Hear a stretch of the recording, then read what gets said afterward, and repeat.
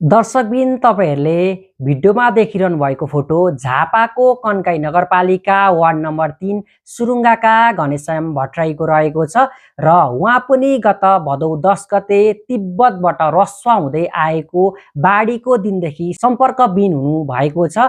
उहाँको बिहान 8 बजेसम्म सम्पर्क भएको त्यो परिवारसँग, त्यस पछाडि उहाँसँग सम्पर्क गर्न खोज्दा सम्पर्क हुन नसकिरहेको परिवार स्रोतले जानकारी दिएको छ।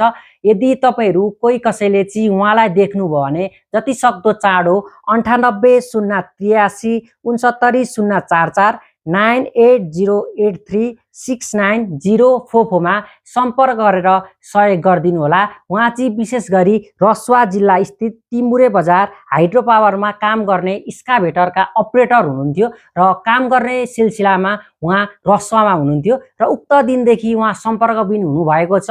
यदि तपाईँ कसैले चाहिँ उहाँलाई देख्नुभयो भने जति सक्दो चाँडो सम्पर्क गरेर सहयोग गरिदिनु होला र यो भिडियोलाई जति धेरै तपाईहरूले सेयर गर्नुभयो त्यति धेरै उहाँलाई भेट्न सम्भावना उच्च हुन्छ। त्यसकारणले गर्दा तपाईहरूले यो भिडियोलाई धेरैभन्दा धेरै सेयर गरेर सहयोग गरिदिन पनि म हार्दिक अनुरोध गर्न चाहन्छु।